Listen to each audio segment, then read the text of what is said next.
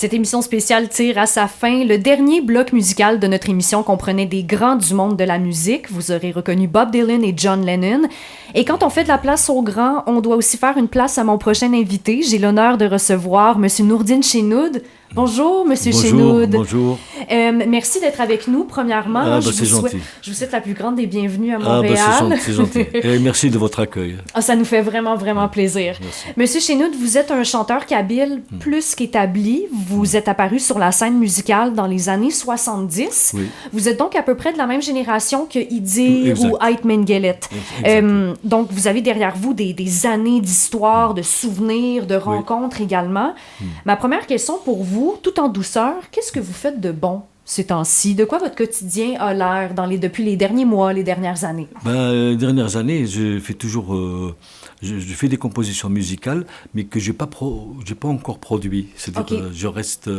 c'est comme une petite bibliothèque, un peu. Okay. Et parallèlement, comme j'adore l'écriture, je fais aussi la calligraphie berbère. Okay. Donc je fais des tableaux avec la calligraphie berbère et toujours une partition musicale dedans. OK. C'est ça que je transmets toujours à travers... Toujours moyen de mettre la musique dans quelque chose. Il y a toujours des notes de musique qui se baladent dans l'écriture. J'ai lu en quelque part que vous donniez beaucoup de votre temps à une association pour personnes handicapées. Oui, j'ai travaillé beaucoup, oui. Oui, est-ce que vous travaillez encore auprès de cette association? Avez-vous encore des liens avec cette association? Moi, et quelle était-elle? J'ai toujours... même quand j'étais en Algérie, j'ai toujours... travaillé avec l'handicapé. Je ne sais pas pourquoi. Comme j'ai dit au départ, je sais que la musique... il y a une résonance positive dans la musique. Et je sais que quand je travaille avec eux, quand je les vois sourire, c'est extraordinaire. Il y a quelque chose de beau, puis il y a quelque chose de léger quand même. Oui. Vous m'en parliez hors d'onde, effectivement, cette manière de rendre un peu de légèreté, mais de faire un peu de thérapie aussi par votre musique. Oui. Pardon, il y a une petite anecdote. Oui, allez-y. Justement, allez-y. Comme vous me parlez d'handicapés, je me rappelle... il y avait les enfants handicapés dans le fauteuil qui étaient un peu vraiment... ils étaient dans... Enfin, ils avaient... au niveau corporel, ils étaient les pauvres très, très avancés. Okay. Et il y avait... Quand je leur faisais de la musique, les petits, là, ils rigolaient un peu. Ils avaient le sourire. Et derrière comment on appelle ça? Le fauteuil, la chaise roulante? Il y avait la maman, les larmes qui pleuraient. Oh là là, c'est... C'est des belles... Vous me donnez des frissons, mais la manière dont vous la racontez aussi, on le sent, on sent toute cette chaleur autour de ce simple regard. Et je trouve que c'est une image magnifique. Oui, absolument. Merci d'avoir partagé cette anecdote. Je vous ramène quelques années en arrière. Quand on rencontre Nourdine Chenoud, c'est difficile de ne pas parler de votre titre Chenoud, que vous allez jouer pour nous un tout petit peu plus tard d'ailleurs. Mais c'est ce titre-là qui vous a propulsé sur la scène internationale. Et depuis, vous me corrigez si je me trompe, mais je pense que ce titre vous colle vraiment, vraiment à la peau. Hein? Vous êtes reconnu pour ce titre-là. C'est pas mal ce qui fait de vous l'artiste que vous êtes aujourd'hui. De quoi parle cette chanson? C'est une chanson que j'ai composée d'ailleurs quand j'étais au lycée. Donc, mes années de lycée, c'était un peu la vague de la chanson américaine, quoi, les Beatles, Bob Dylan et tout. Mais moi, j'aimais bien Bob Dylan. Donc, et après, je me suis dit, donc, je vais essayer de faire une composition avec un thème original et avec une mélodie qui sort de l'ordinaire. Parce que en Algérie, à l'époque, c'était... En grande majorité, c'était la musique traditionnelle. C'est-à-dire Derbouka, la flûte, le violon. Moi, j'aime bien tout ça. Oui, absolument. Mais après, je me suis dit, je vais essayer de faire une chanson avec des arpèges, une petite mélodie. Donc, j'ai fait une mélodie qui est à l'encontre du traditionnel, qui n'a rien à voir avec le traditionnel. C'est une mélodie, après, j'ai dit, cette mélodie, c'est une mélodie moderne. Et il fallait trouver un thème... un texte moderne qui colle à cette... parce que si je fais une musique moderne avec un texte traditionnel, Il y a comme une il y dichotomie un peu. Une désharmonie. Oui, c'est ça. Donc, j'ai cherché. Ce mot-là, il a jailli comme un rayon de lumière. Oui, parce qu'on en parlait un peu aussi hors d'onde. Chenoud, en théorie, au moment où ce titre il est sorti, ce n'était pas un mot de la langue ou du vocabulaire de base des Kabyles ou de la langue berbère, en fait. Oui. Parce que ça correspond un peu à Aïchenou. Aïchenou, c'est-à-dire il chante. OK. Mais Chenoud, ça voulait rien dire. Et jusqu'à maintenant, la plupart des personnes me disent alors, c'est quoi? Tu peux l'expliquer? Quand on m'invite, par exemple, dans les émissions radio, alors ils me disent, bon, maintenant on va vous poser la question. Qu'est-ce que ça veut dire Chenoud? Après, je leur dis, bon, si vous m'invitez la prochaine fois, la deuxième fois, je vous dirai. Pour que... me mettre compte. C'est futé quand même, ça. Hein? C'est pas bête, mais en fait, c'est juste pour maintenir un peu le. Et je pense que l'important, c'est que chacun se fasse son idée. C'était ma prochaine question. C'est quoi le secret derrière cette chanson-là? Pourquoi cette chanson-là, elle était si importante à l'époque? Et pourquoi elle l'est encore aujourd'hui? C'est-à-dire que je pense qu'elle est un peu intemporelle, dans le sens qu'elle a traversé le temps, parce que quand même, il y a plus de 45 ans. Hein. Absolument, oui. Et les jeunes, quand je fais des spectacles, ils me demandent la chanson, je chante. J'ai trouvé que c'était quelque chose de magnifique. Parce que moi, je me suis dit, ça y est, ils ont oublié. En fin de compte, non. Et donc, quelque part, dans le subconscient, il y a quelque chose, peut-être, qui jaillit par rapport à ce que les parents ont écouté. Oui, vous en parliez, hein, de la passation de la culture, en fait. C'est important. Hein, c'est par la culture qu'une communauté vit, c'est par la culture, qu'une communauté continue de survivre aussi, hein, dans certaines conditions. Je pense que c'est pas un mot qui est utilisé, qui est mal utilisé quand on parle des Kabyles, hein, pour être une question de survie aussi. Je vous ramène à Montréal. On l'a dit tantôt, c'est votre première visite en sol montréalais. Bienvenue, ça nous fait tellement plaisir. Vous allez vous joindre à nous lors de notre soirée pour inaugurer notre station de radio. C'est mon dernier appel, c'est ma dernière parenthèse pour cette émission, mais le Grand Gala Azul aura lieu le dimanche 19 mai prochain. Au moment d'enregistrer cette entrevue, il vous restait 2 jours pour vous procurer des billets. Nos billets sont en vente sur notre site web exclusivement. C'est votre première fois à Montréal.